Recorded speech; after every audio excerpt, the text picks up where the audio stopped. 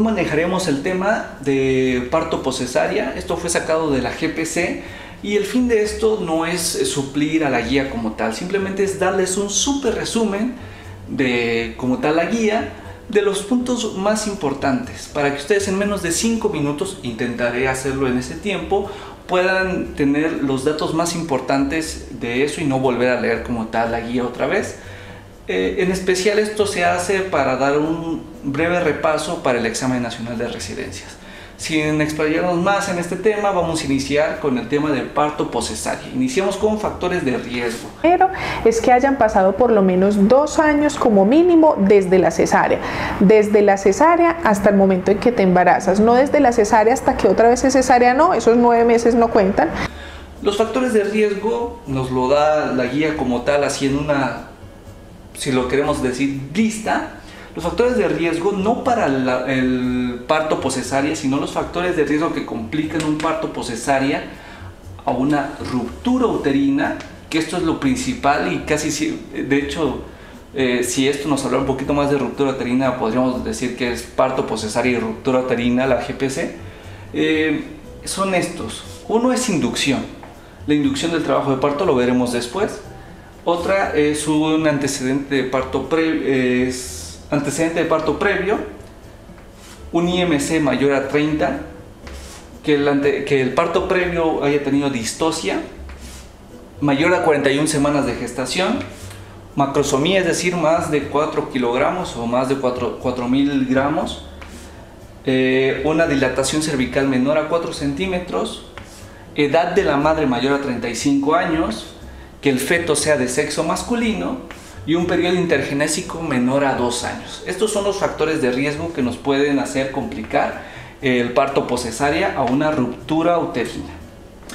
Manejemos ahora como tal, cuando una mujer va a tener un parto poscesárea o como tal un alumbramiento poscesárea, o como ustedes lo quieran manejar, se va a manejar de 2 formas. Una por una cesárea electiva de repetición u otra por una prueba de parto. Estas son excluyentes una de otra, es decir, si haces esta ya no haces esta, y si haces esta pues ya no haces esta, obviamente.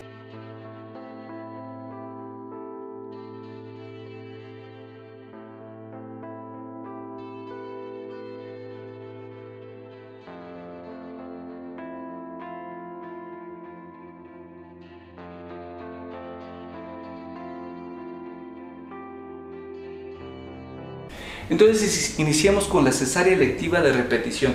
¿Cuáles son las indicaciones de esta? Es cuando hay una incisión en T invertida, cuando hay una incisión corporal, si hay una incisión segmentaria vertical, si hubo una cirugía uterina mayor o si hubo una ruptura uterina en la cesárea previa. Y la prueba de parto tiene una indicación específica que es si hay 2 cesáreas segmentarias transversas. Esa es la indicación específica.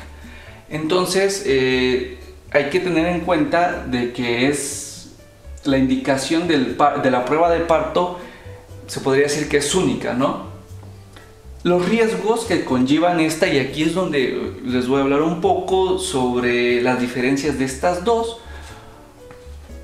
porque conforme vayamos hablando se van a dar cuenta de que quizá piense uno, ¿por qué no se hacen en todas las mujeres una prueba de parto? Porque los riesgos de la cesárea electiva de repetición son estos 4 y el de la prueba de parto es único.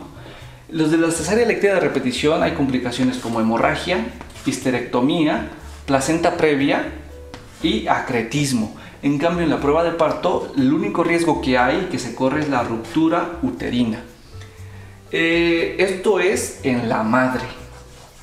Y en el feto, en la cesárea electiva de repetición, el riesgo que lleva el feto es de ver una taquipnea transitoria del recién nacido, y en la prueba de parto llegar hasta la muerte. Entonces uno piensa aquí, bueno, pues si en el binomio lo más importante es la madre, pues ¿por qué no utilizar siempre la prueba de parto? Solo tiene un riesgo como tal.